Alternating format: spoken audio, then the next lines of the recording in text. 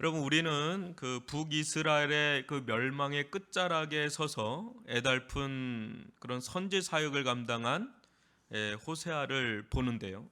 이 호세아서 중간중간에 보면 마치 이게 커튼 사이로 어두운 방을 비추는 그 빗줄기처럼 하나님의 사랑의 해유가 이렇게 나오기는 해요. 이게 간혹 이렇게 나옵니다. 호세아서를 1장부터 쭉 보면 하나님의 사랑의 빗줄기가 군데군데 나오긴 하지만 어때요? 이게 전체적인 어떤 호세아의 흐름 자체는 마치 그 하나님의 진노의 확성기가 막 24시간 막 틀어놓은 것 같은, 계속해서 이스라엘 백성을 향한 하나님의 진노와 심판의 메시지가 계속해서 울려 퍼지는 그런 느낌을 받습니다. 그만큼 호세아서는 임박한 하나님의 심판으로 가득 찬 선지서라고 보면 딱 맞아요. 이렇게 호세아 선지자가 활동하고 얼마 지나지 않아서 북이스라엘이 역사 속에 사라지는 그런 일이 일어납니다. 그러나 이것이 이제 하나님의 본심은 아니다라는 거죠. 호세아서는 한마디로 실은 하나님의 경고등 역할을 하는 겁니다. 또 하나님의 사이렌이 울릴 때 더 늦기 전에 빨리 돌아오라는 의미에서 그런 역할을 한다는 것이죠. 근데 가던 길을 이제 멈추고 그 길이 진정 살 길인지 아니면 죽을 길인지 살펴 되돌아오라는 그런 사인으로서 주는 메시지가 이 호세아 선지서지요. 그래서 이 하나님께서 이스라엘 백성을 향한 본심은 실은 마지막에 나타나요. 마지막까지 봐야 되는 겁니다. 오늘은 좀 마지막을 볼 건데 그것은 이스라엘의 온전한 회복이라는 겁니다. 이스라엘의 온전한 회복. 하나님은 이스라엘 향해서 회복의 청사진을 이미 갖고 계셨어요. 다만 그 길로 들어서는 단계가 있고 또 과정이 있는데 그런 대목 중에 중대한 대목이 바로 회개라는 겁니다. 회개는 여러분 고통스러운 영적인 작업이에요. 근데 이 길이 아니고서는 하나님과의 관계 회복이 될 수가 없습니다. 여러분들이 오늘도 이렇게 기도를 하고 또 신앙생활을 하면서 정말 원하는 건 하나님과의 친밀한 관계일 텐데 그런 것을 위해서 가장 중요한 위치를 차지하고 있는 게 회개다라는 거죠. 근데 한번 보세요. 암에 걸리면 암에 걸려서 아마 이제 소천하신 분들을 여러분 주변에서 간혹 보실 겁니다. 항암 치료도 해야 되고 또 수술도 해야 되고 방사선 치료도 하게 되고 식이요법도 막 해야 되고 그러는데 특히 항암 치료하시는 분들을 보면 차라리 죽고 싶다 그런 얘기를 할 정도로 너무너무 고통스러운 게 항암 치료예요. 그런데 여러분 그런 가정들을 다 보면서 내가 이전에 좋아했던 삶의 습관들이 있잖아요. 근데 그런 것들을 다 뜯어 고쳐야 되는 게 일어나요. 그것이 내가 좋아서 내가 그때는 좋아서 했는데 그것이 알고 보면 죽음으로 가는 길목을 여는 그런 삶이었다는 걸 또 보게 되고 나에게 너무나 익숙하지 않고 낯설고 너무 고통스럽게 만들어버리는 그런 것들 있잖아요. 새롭게 식이요법이라든지 나는 정말 탄수화물을 너무 좋아하는데 이제 그걸 끊으라고 하니까 얼마나 이게 고통스러워요. 그런 것서부터 단 거 좋아하고 짠 거 좋아하고 근데 이런 것들 다 해서 밋밋하게 그런 걸 먹어야 된다는 것도 너무 나한테는 고통스러운데 먹음의 기쁨을 잃어버리게 하잖아요. 근데 그런 것들이 알고 보면 나를 살 길을 연다는 그런 걸 보면서 새롭게 이제 생명을 얻는 그런 것들을 우리가 경험을 하죠. 여러분 영적인 이 암인 죄에서 벗어나서 주님 품으로 돌아오는 과정 동안 이 회개라는 이 불편한 어떤 고통의 과정을 겪지만 그 길이 결국은 생명의 길이다라는 것을 뒤늦게나마 이제 깨닫게 되는 거죠. 하나님을 만나고 나서야 이게 참 고통스럽지만 이게 살 길이었구나 이런 걸 깨닫는 거죠. 여러분 이 모든 과정의 끝자락에 이제 하나님의 어떤 본심이 나타나는데 그것은 우리를 향한 어떤 진노와 심판, 멸망이 아니라 치유와 회복과 또 불타는 긍휼의 사랑이라는 것. 그것이 이제 호세아 선지자를 통해서 우리에게 주시는 메시지라는 거죠.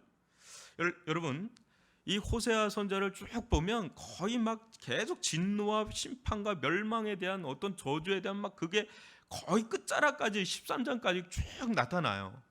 근데 그게 멸망이 끝이 아니고 또 끝이 아니다라는 것을 우리는 보게 되는데, 끝이라고 생각하던 그곳에 실은 생명의 문이 새롭게 열리는 것을 이제 14장에 와서야 그걸 비로소 하나님이 이제 보여주는 대목이 오늘 우리가 살펴보려고 하는 그런 대목이라는 말이죠. 오늘은 하나님의 본심이 적나라하게 드러나는, 그래야 하나님의 궁극적인 비전이 나타나는 이것을 살펴보면서 하나님께 돌아오는 자들에게 약속된 하나님의 은혜와 약속이 있어요. 이 비전을 이제 소망으로 삼아서 이제 회개의 어떤 탄력을 더 갖고 주님 품으로 돌아와야 되는데, 오늘 이 말씀 한번 살펴보려고 하는 겁니다. 여러분, 이스라엘 향해 베푸신 하나님의 진노가 궁극적으로 일으키는 역사가 무엇인가? 한번 4절을 같이 한번 읽어보죠. 시작. 내가 그들의 반역을 고치고 기쁘게 그들을 사랑하리니 나의 진노가 그에게서 떠났음이니라. 다시 한번 보세요. 내가 그들의 반역을 고치고 기쁘게 그들을 사랑하리니 나의 진노가 그에게서 떠났음이니라. 그래요. 이게 반역을 고치기 전에 또 기쁘게 그들을 사랑하기 전에 어떤 일이 있었다는 거예요? 하나님의 진노가 그들에게 머물러 있었다는 거예요. 여러분, 하나님의 진노가 이스라엘 위에 머무는 이상 이스라엘은 죽음과 방불한 고통을 겪게 됩니다.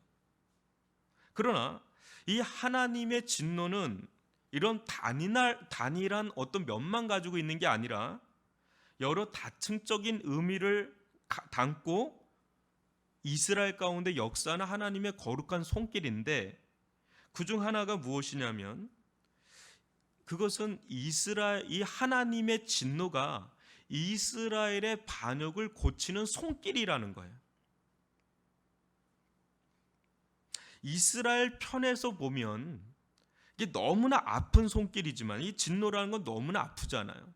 아픈 손길이지만 하나님 편에서 보면 그것은 오히려 거룩한 치유의 손길이 된다는 겁니다. 이게 어떻게 보면 굉장히 공존할 수 없는 거잖아요. 하나님의 진노와 치유가 어떻게 같은 곳에서 공존할 수 있을까? 이게 좀 이해가 잘 안 가지만, 여러분, 이 하나님의 진노의 손길이 아니면 이스라엘의 이 영적 반역이라는 이 병이, 이 질병이 고칠 방도가 없어요. 여기서 반역은 뭡니까? 여러분, 반역이라고 하는데 반역은 뭘까요? 반역.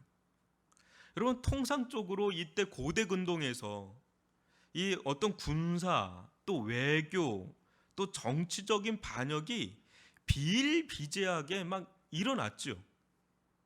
그래서 언제나 이 배신과 배반의 역사가 계속해서 일어났던 게 역사예요. 그냥 뭐 우리나라 역사도 마찬가지고 중국의 역사도 마찬가지고, 특히 이 전쟁이 비일비재하게 일어났던 당시에는 이 반역의 역사는 아주 그냥 그 반역의 역사라고 해도 상관이 없을 정도로 그렇게 일이 붙었다, 저리 붙었다 하는 거예요. 아, 이게 좀 유리할 것 같으면 열이 붙었다, 또 저게 유리할 것 같으면 또 일이 붙었다 하는 이 반역의 역사가 한 나라의 역사일 수가 있는 거죠.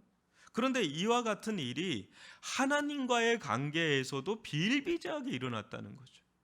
무슨 말이냐면, 보통 여러분 이 옛날 이 고대 시대는 다 어떤 시대예요? 이 신정제도가 일어났던 시대잖아요. 오늘날은 신정제도가 있으면 야만인이죠. 야만 국가 같은데, 이때 당시 우리나라 신라 시대에도 보면 다 무녀들이 그렇게 많이 득세를 하지 않습니까? 근데 이때 당시는 정확하게 신과 정치가 일치된 그런 시대란 말이죠. 그러다 보니까 신을 섬기는 것과 나라를 통치하는 일이 매우 밀접하게 연관되어 있어요. 그러다 보니까 이 경제, 외교, 군사, 정치, 종교, 이것이 서로 이렇게 맞물려 가면서 아주 복잡한 구조를 형성하고 있는 겁니다. 이게 서로 영향을 주고받는 거예요. 정치면 정치, 경제면 경제, 뭐 외교면 외교, 종교면 종교, 막 이게 서로 막 물려가면서 어때요? 막 어느 때는 이 신을 섬겼다가 야 저 신이 바알 신이 좀 더 낫된다 하면 바알 신으로 갔다. 아스다롯이 더 강화된다 그러면 그쪽으로 붙었다가 여호와 야훼가 더 낫단다 막 이렇게 막 왔다 갔다 하는 이 배반의 역사, 반역의 역사가 계속해서 이스라엘 가운데 있어 왔다는 거예요.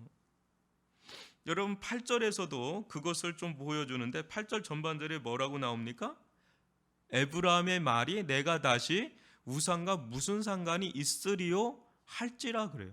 이제 회복되고 나서야 이제 이런 고백을 하는 거예요. 그 전에는 어땠던 거예요? 에브라임 가운데 늘상 우상과 상관 있는 그런 삶을 살았다는 거, 그런 역사를 살아왔다는 거예요. 여러분, 수많은 우상들과 이 접속하는 그런 일들이 마치 이 호세아의 고멜이 수많은 남자들과 접촉하는 것과 같이 비일비재하게 일어났던 게 이스라엘의 상황이었어요. 영적 간음의 역사, 영적 반역의 역사가 계속 이뤄왔다는 거죠. 그때 하나님은 그 진노의 막대기를 때가 돼서 들으셔가지고 어그러지고 그분 길을 가는, 또 반역의 길을 가는 이스라엘을 고치고 고정해서 바르고 곧게 가도록 그렇게 한 거라는 거죠. 그래서 어떤 진노와 치유가 이 공존한다는 것이 의아하지만 하나님의 오묘하신 섭리의 손길 속에서는 이 두 가지가 서로 작용하고 있는 거예요. 계속해서 이 두 가지가 작용을 해서 한편에서는 하나님의 진노의 손길이 임하지만 또 이면에서는 그게 치료의 손길로 다가가는 거죠. 저는 이것을 하나님의 따가운 사랑이라고 좀 부르는데요. 여러분, 우리가 하나님을 사랑이라고 한다 그럴 때 보통 어떤 사랑을 생각을 하죠? 하나님의 어떤 따스한 사랑을 생각을 합니다. 정말 하나님은 날 정말 사랑하셔. 그렇게 이제 이렇게 생각을 하고 대하고 막 이러죠. 근데 어느 때는 하나님은 정말 날 사랑한다고 하는데 왜 이렇게 사랑이 느껴지지가 않을까? 여러분, 사랑은 느껴지는 건가요? 아니면 이성적인 작용인가요? 사랑은 매우 많은 부분 감정의 언어예요. 이성의 언어기도 하지만 상당히 많이 사랑은 느껴져야지 그게 되는 거예요. 근데 우리는 매우 많은 부분 하나님의 사랑에 대해서 논하는데 실질적으로 누리는 사람은 매우 적을 때가 상당히 많아요. 또 내 인생 가운데 하나님의 사랑을 누릴 때가 매우 적다라는 걸 또 느끼게 돼요. 그러면 하나님은 정말 나를 사랑하지 않는 것인가? 라고 한다 그럴 때 저는 두 가지를 여러분 생각해 봐야 된다고 보는데, 하나님의 따스한 사랑의 빛이 있지만 하나님의 따가운 사랑의 빛도 있다라는 것을 우리가 염두에 두지 않으면 하나님은 사랑이시라 이 부분에서 혼돈을 겪어요. 하나님의 사랑이 구절절 다가올 때는 하나님이 날 사랑한다는 걸 누구나 다 인정해요. 그러나 그런 것들이 부재되거나 또 하나님은 어느 때 나를 진노하는 것 같거나 징벌하는 것 같을 때는 하나님의 사랑을 거기서 느끼기가 어려운 거예요. 그럴 때 저는 그 부분을 하나님의 따가운 사랑의 영역이라고 좀 보는 겁니다. 여러분은 어떠세요? 여러분, 요즘에 하나님께서 나를 사랑한다는 것을 하나님의 따스한 사랑으로 경험하십니까? 아니면 하나님의 따가운 사랑으로 경험하십니까? 실은 이 부분을 원해요. 근데 이 부분을 경험할 땐 너무너무 고통스러운 경험이에요. 이런 부분은. 근데 여러분들 가운데 아마 이 부분을 거쳐서 오는 분들도 있을 거예요. 제가 이전에 시편 23편 했지 않습니까? 우리가 쭉. 근데 시편 23편에서 백미 중에 백미는 4절이거든요. 사망의 음침한 골짜기. 거기에서 느끼는 게 실은 하나님의 따스한 사랑은 부재되어 있고 실은 하나님의 따가운 사랑이 더 다가오는 자리가 실은 사망의 음침한 골짜기예요. 우리들 삶 가운데 아마 그런 데를 거닐고 통과한 분도 있을 것이고 또 때아니 그 속에서 계속해서 걷고 있는 분들도 있을 겁니다. 이스라엘 백성은요, 하나님의 그 따가운 그 사랑의 채찍으로 인해서 계속해서 그 하나님의 진노 속에서 이 반역이라는 부분이 이제 치료되게 되는데, 이 반역이 어떻게 치료되냐면 하나님의 이 진노의 손길이 아니면 아주 딱 달라붙은 이 죄와 떨어지지가 않는 거예요. 그러니까 이 죄와 떨어져야 되는데 이 죄와 너무 연락되어 있기 때문에 이게 완전히 나의 살과 같이 됐고 나의 인격과 나의 마음과 나의 영에 딱 달라붙어서 이게 웬만해 가지고는 이게 떨어지지를 않는 겁니다. 그러니까 무슨 말이냐? 한마디로 회개를 할 수가 없는 상태가 되는 거예요. 근데 하나님의 강압적인 어떤 진노의 손길이 우리들 가운데 들어올 때, 우리 인생 가운데 들어올 때 너무너무 고통스러운데 그 고통이 우리에게 영적인 메스가 돼서 이 죄의 살처럼들이 우리에게서 분리되는 일들이 거기서 일어나는데, 그때 분리될 때 너무 고통스러운 거예요. 막 찢어지는 고통이 막 이루어지는데, 그때 거기서 회개가 막 일어나면서 하나님께 돌아오는데, 그때 거기서 이 반역이라는 질병이 치료가 되는 일들이 일어나는 거예요.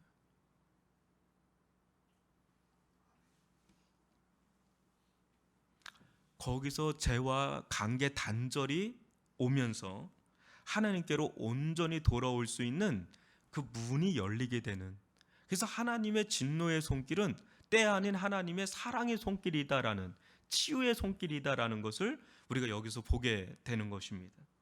그때 여러분 어떤 일이 일어나나요? 그때 하나님의 진노가 이제 떠나가면서, 왜냐하면 반역이 치유가 되니까 떠나가면서 하나님께서도 이제는 따가운 사랑의 손길이 아닌 어떤 손길로 이제 다가오세요? 4절에 보면 기쁨으로 너희를 사랑한다는 거죠. 정말 진짜 하고 싶은 사랑 있죠.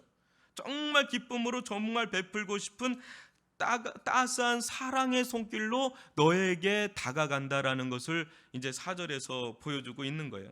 근데 알고 보면은요, 하나님의 얼굴이 이게 늘 이게 바뀌는 게 아니에요. 우리를 향해서 하나님의 얼굴이 어느 때는 이렇게 흐렸다가 어느 때는 맑았다가 이렇게 하는 게 아니라, 실상은 우리가 하나님께 등을 졌느냐 등지지 않았느냐에 따라서, 등질 때는 하나님의 따가운 사랑의 얼굴을 보는 거고, 등을 돌려서 하나님을 향해서 돌아올 때는 하나님의 따스한 사랑의 얼굴을 볼 뿐이라는 거죠. 실은 하나님께서 우리에게 돌아가고 말고가 아니라, 실은 우리가 하나님께 돌아켰느냐 안 됐느냐에 따라서 달려있지, 하나님께 달려있지 않아요. 많은 분은 하나님 왜 날 사랑하지 않으세요? 막 이러는데, 알고 보면 하나님은 늘 사랑의 손길로 보고 있는데 내가 등을 돌리니까 다른 얼굴을 볼 뿐이다라는 것이죠. 여러분, 만약에 어느 남편이나 아내가 외도하는 아내나 남편을 보고 기쁨으로 바라볼 수 있습니까? 어떻게 생각하세요? 정말 남편과 아내가 아내와 남편을 사랑해요. 근데 외도를 하고 있네? 근데 사랑은 하는데 외도를 하고 있네? 사랑을 하는데 외도를 하고 있을 때 어떻게 볼까요? 기쁜 얼굴로 이렇게 희죽희죽 웃으면서 바라볼 수 있을까요?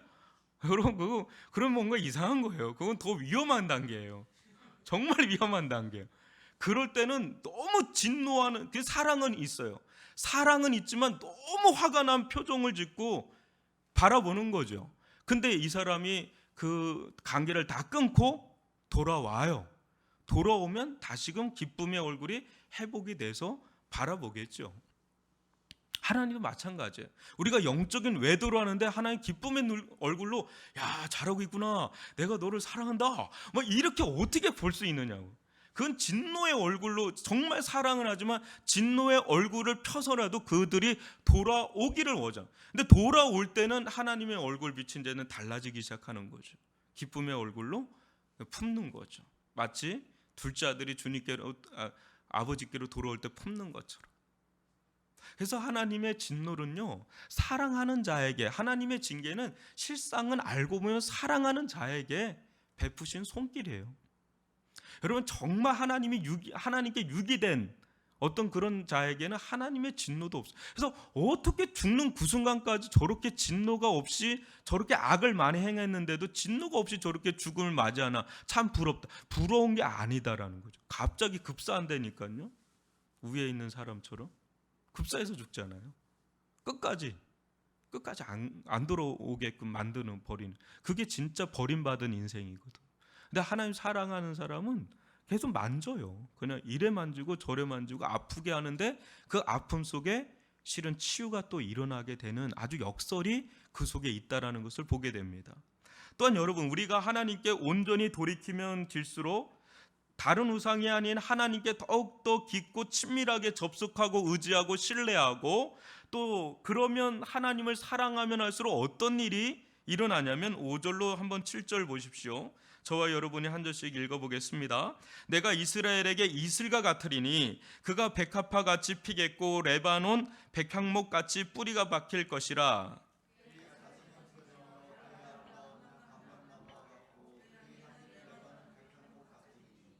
그 그늘 아래에 거주하는 자가 돌아올지라. 그들은 곡식같이 풍성할 것이며 포도나무같이 꽃이 필 것이며 그 향기는 레바논의 포도주같이 되리라. 아멘. 여러분, 하나님께서 기쁨의 사랑으로 우리를 이제 향하기 시작할 때 첫 번째 임하는 하나님의 은혜는 이슬과 같은 하나님을 경험한다는 거예요. 이슬과 같은 하나님을 경험한다는 거예요. 여러분, 이스라엘에게 있어서 이슬은 생명과도 같았습니다. 이스라엘에게 있어서. 여러분, 이스라엘 지형상 우기와 건기가 아주 뚜렷하잖아요. 비가 한 번 오기 시작하면 막 범람할 정도가 되고, 또 비가 오지 않을 때는 거의 오지 않는 그런 사막화 현상이 일어나는 게 이 이스라엘 지형인데, 또 그렇다고 뭐 이집트나 페르시아나 이런 데처럼 뭐 풍부한 어떤 수량을 뭐 자랑하는 뭐 나일강이라든지 메소포타미아 강이나 뭐 유브라데스 강이나 이런 티그리스 강이나 뭐 이런 게 없어요. 이스라엘 지형상 그냥 죽은 물 사회밖에 없단 말이죠. 있다면 이제는 요단강인데, 요단강 여러분 아시죠? 요단강 도화 사건이 있잖아요. 여호수아야. 그때 어떤 일이 일어납니까? 요단강이 범람을 하잖아요. 그게 이제 우기 때예요. 우기 때는 갑자기 범람을 하고, 건기 때는 그게 그냥 마른 바닥이 돼버리는, 그냥 광야가 돼버리는 거예요. 그걸 와디라고 합니다. 그러니까 평상시에는 강이 없어요. 그러다가 그냥 우기 때가 되면 강이 그냥 생겨버리는 게 이스라엘의 지형이에요. 그러니까 이스라엘 지형상 이 비를 절대적으로 의존할 수밖에 없는데, 이 비라는 게 어때요? 매우 불규칙하잖아요. 그러니까 이걸 절대적으로 의존할 수가 없어요. 그러니까 이스라엘에게 있어서 그들이 식수로 또 농업 용수로 주로 사용하는 게 뭐냐면 날마다 내리는 이슬이었던 거예요. 이슬. 그러니까 이슬은 이스라엘에게 있어서 생명과도 같은 겁니다. 근데 하나님이 지금 그렇게 자기를 이슬에 비유하는 거예요. 이스라엘에게 내가 이슬과 같은 존재다. 네, 이슬과 같은 존재. 참 이슬 같은 존재다. 여러분들 지금 졸린 것 같아서, 저도 졸리거든요. 좀 정신 차리고 같이 말씀을 들어야 됩니다. 그러니까요. 어디까지 했죠? 예. 그러니까 이스라엘의 그 생존 여부가 어떤 외교나 정치나 경제나 군사력에 있지 않다는 겁니다. 오직 하나님과의 생명력 있는 그 관계에 이스라엘의 생사 여부가 달려 있다는 거예요. 그 이는 매우 불편할 때도 있지 않습니까? 하나님, 왜 다른 나라는 막 바알을 섬기고 막 아스타롯을 섬기고 막 이래도 잘 살아가는데, 우리 왜 조금만 우상을 섬겨도 이렇게 하나님 치버리십니까? 너무 불편합니다. 막 원망하고 불평하고 막 그런 뭐 불편할 때가 있지 않습니까? 우리도 하나님을 막 섬기다가도 때로는 세상으로 막 나가고 싶을 때가 있지 않습니까? 세상의 방식으로 세상 사람들이 사는 것처럼 막 살고 싶은데, 우리가 조금 그렇게 살라치면 하나님은 바로 개입을 하니까, 이게 정상적으로 살 때는 잘 개입을 안 하다가 조금만 삐딱선을 탈라 그러면 바로 개입하면 너무너무 어느 때는 화가 나는 거야. 하나님, 왜 나를 이렇게 불편하게 하십니까? 좀 이럴 때는 하나님 좀 눈 감아 주시고, 좀 하나님 없는 것처럼 여겨 주시고, 그래서 내 마음대로 좀 살다가 좀 아닌 것 같으면 내가 알아서 돌아올 텐데 왜 이렇게 순간순간 나를 개입하시냐고 이렇게 불편할 때가 또 있어요. 이스라엘 백성이 딱 그랬어요. 그런데요, 그 속에는 뭐가 있는 거냐면 실은 욕망의 길이 놓여 있는 거예요. 내가 이방 사람들처럼 세상 사람들처럼 살고픈 그 속에는 실은 우리의 아주 무한한 그 욕망이 잠재되어 있는 겁니다. 근데 이 욕망이 잠재워지면 하나님을 따르는 것이야말로 얼마나 은혜와 특권인지 몰라요. 또 그러니까 우리의 욕망의 수치가 막 올라오면 하나님을 따르는 게 너무 불편해요. 꼭 이렇게 주일날 나와야 되나? 또 11조는 왜 내야 되나? 시간도 없는데 뭘 이렇게 봉사를 뭐가 다 불편해요. 근데 이 욕망이 가라앉고 우리 가운데 거룩한 열망이 일어나면 하나님과의 특별한 관계 안에 놓여 있는 것 자체가 얼마나 하나님의 일방적인 호의고 은혜고 축복인지 몰라요. 아멘이십니까? 알고 보면 그래요. 그래서 한참 바깥으로 돌았다가 오는 사람들은 이걸 깨닫고 들어오죠. 야, 이거 진짜 하나님께 붙어 결국은 하나님께로 돌아오는구나. 내가 헛된 시간들을 보내왔구나. 이렇게 하는데 여기 안에서 방황하는 사람은 답이 별로 없어요. 교회 안에서 방황. 차라리 나갔다 오는 게 더 깨달음이 더 있어. 뭐 그런 것도 있을 정도예요.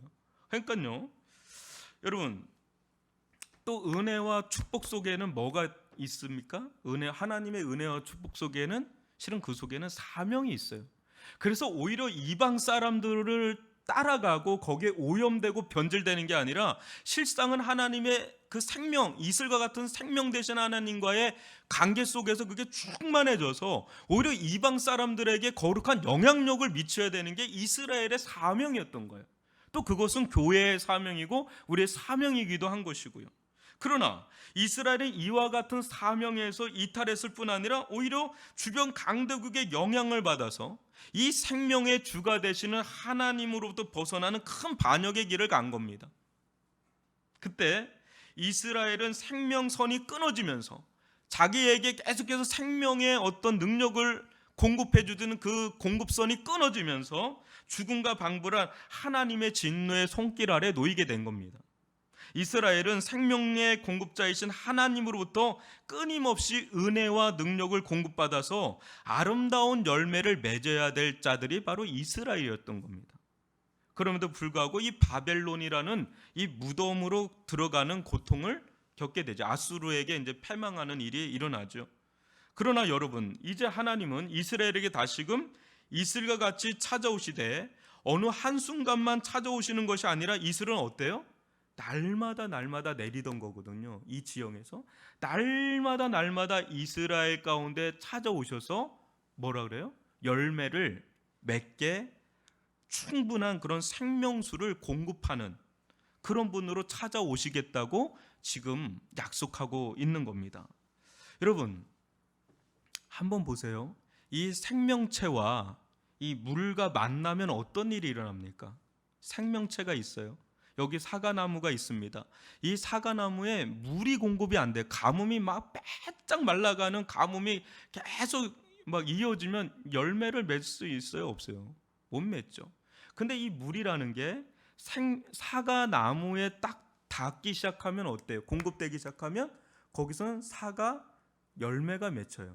근데 이게 포도나무에 물이 만나면 어때요? 포도나무와 물이 만나면 거기는 사과의 열매가 맺히는 게 아니라 포도의 열매가 맺히고, 그러니까 생명이 너무너무 다르잖아요. 사과의 생명과 포도의 생명과 배의 생명과 수박의 생명과 참외의 생명과 이게 생명이 다 다른데 이게 물이 이 생명체와 만날 때마다 그 생명체 고유의 열매를 맺게 만들죠.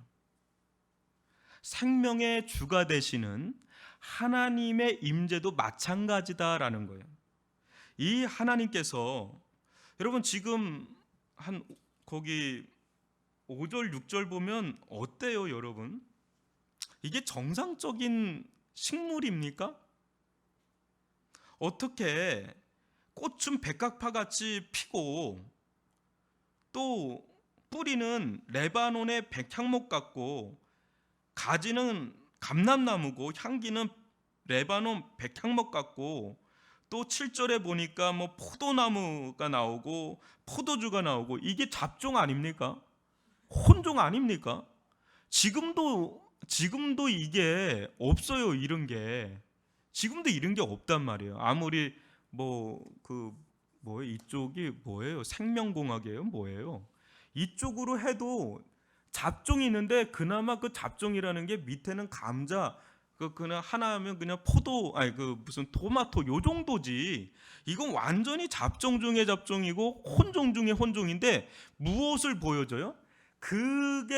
이제 그게 맺을 수 있는 최상품의 어떤 열매를 지금 보여주고 있는 거예요. 꽃은 그야말로 백합화가 최고인 겁니다. 뿌리는 백향목이 가장 아주 그냥 견고한 겁니다. 향기는 백향목이 가장 그런 것이고, 그래서 가장 이제 어떤 가지의 아름다움은 감람나무인 거고. 그러니까 이 하나의 이 나무로 본다 그럴 때 최상품의 어떤 모습을 그려주는 게 지금 이 대목이에요. 그래서요, 하나님께서 우리 각 사람에게 이렇게 임하실 때 하나님은 동일하신데 사람이 다 다르지 않습니까?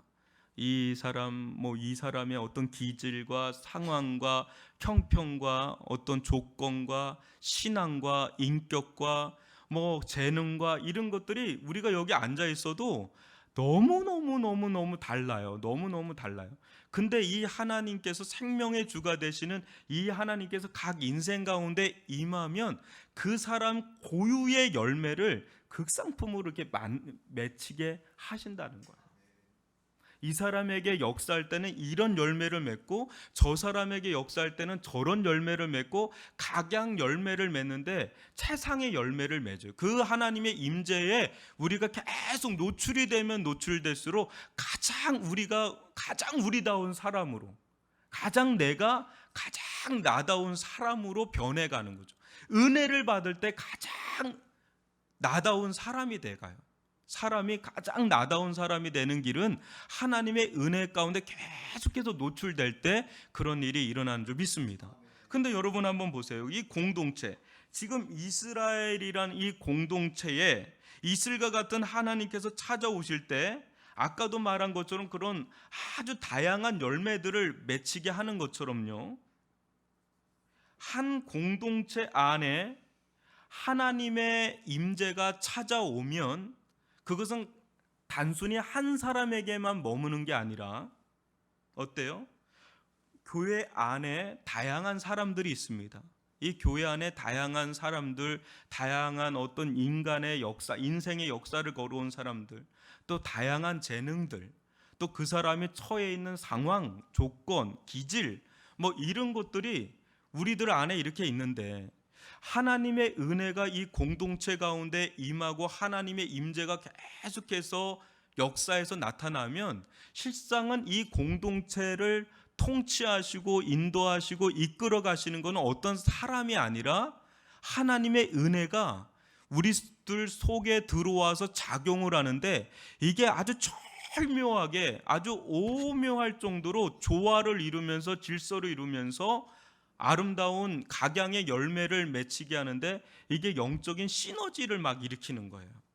막 시너지를 일으켜서 이 사람과 이 사람은 전혀 만날 일이 없는데 은혜가 만나게 해서 어떤 데서는 우리 이렇게 워십으로 이렇게 만나지만 이렇게 찬양단으로 만나지만 이 찬양의 아름다운 화음을 막 일으키는 사람들이 있고 또 어떤 사람들은 막 새가족으로 막 마음에 있는 사람들이 막 생겨요.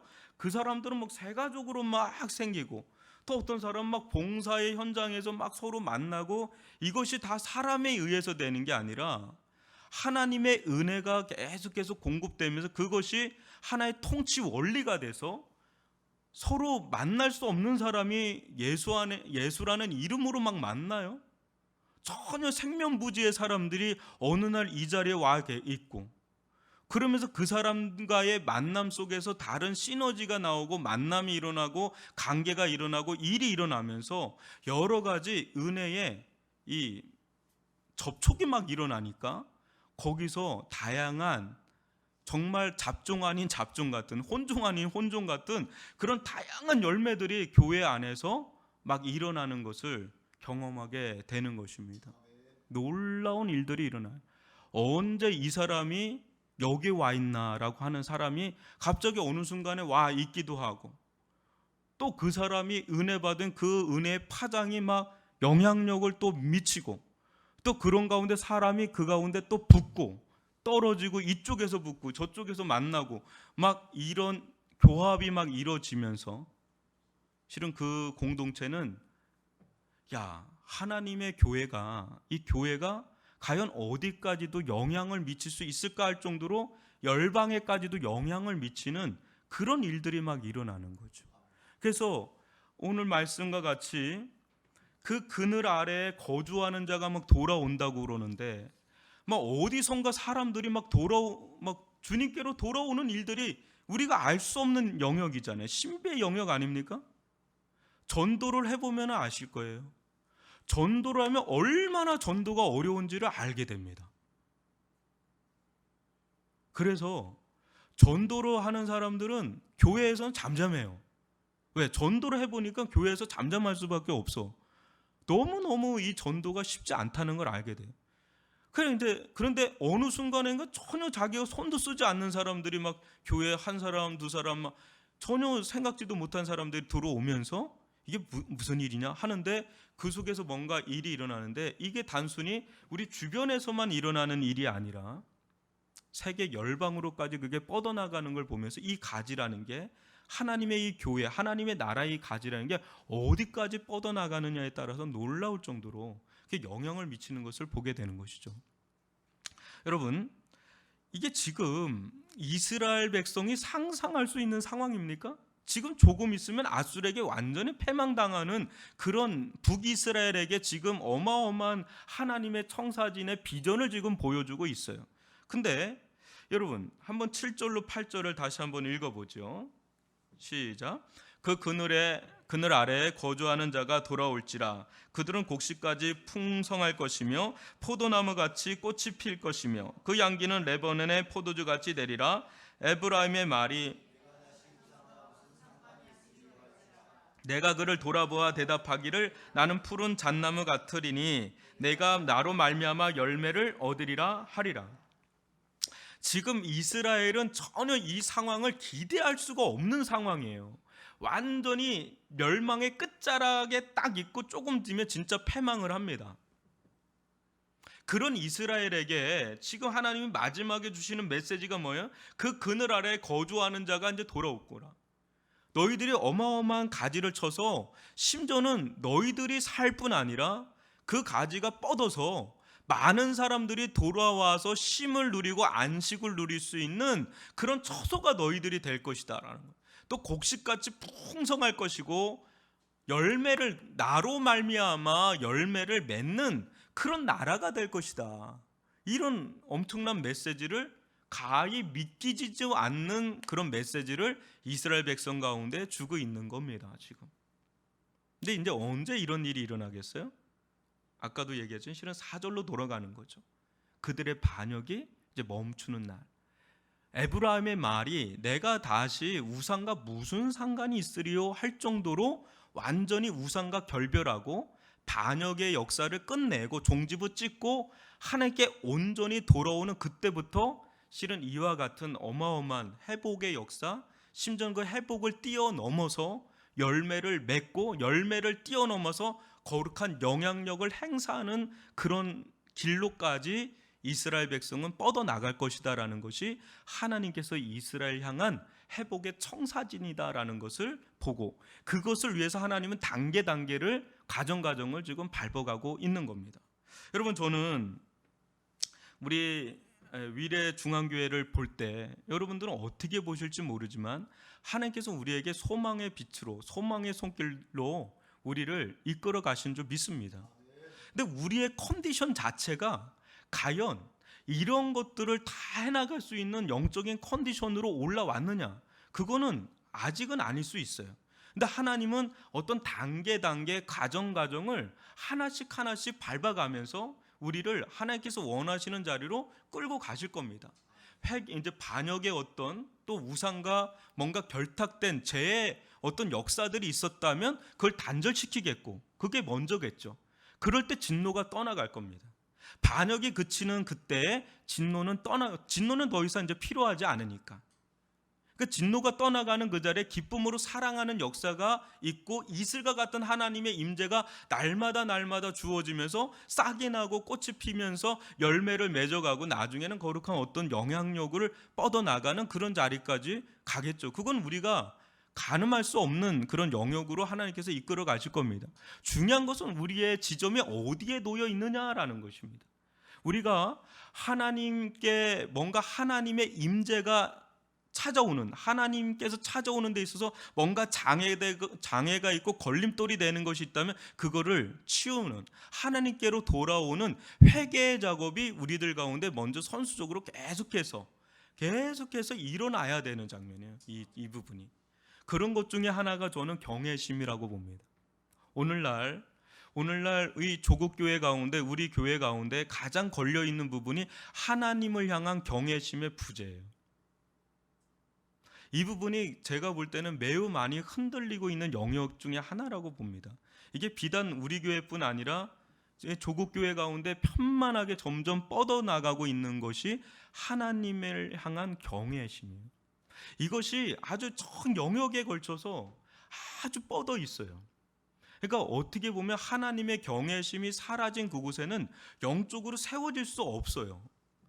하나님의 말씀도 인간적으로 다 해석이 되고 들리고 거기서 비웃음과 조롱과 인간적인 또 세속화된 그런 것들이 막 침투해서 들어오기 때문에 영적으로 이 하나님의 역사가 일어나는데 그것이 다 가로막는 일들이 일어난다는 것이죠. 그래서 우리들에게 있어서 계속해서 점검해야 되는 부분 중에 하나가 이 경외심입니다. 하나님을 향한 진실한 경외심이 우리들 가운데 계속해서 일어나고 있다면 그것은 영적인 토양으로 기경이 되고 있는 것이고 하나님께 돌아가는 그런 반역의 길에서 이제 끊어나고 하나님께 돌아가는 길에 있어서 계속해서 탄력을 붙는 거라고 보면 맞겠죠. 여러분, 우리가 하나님을 향한 두려움이 사라지는 그 자리가 가장 위험한 자리입니다. 하나님을 향해서 떨리는 마음이 사라지면 그것이 가장 위험한 자리입니다. 지금도 여러분 우리가 예배를 드리고 이렇게 기도를 하고 찬양을 하는 이런 가운데서도 충분히 우리의 인간적인 요소들이, 세속화된 요소들이 있을 수가 있어요.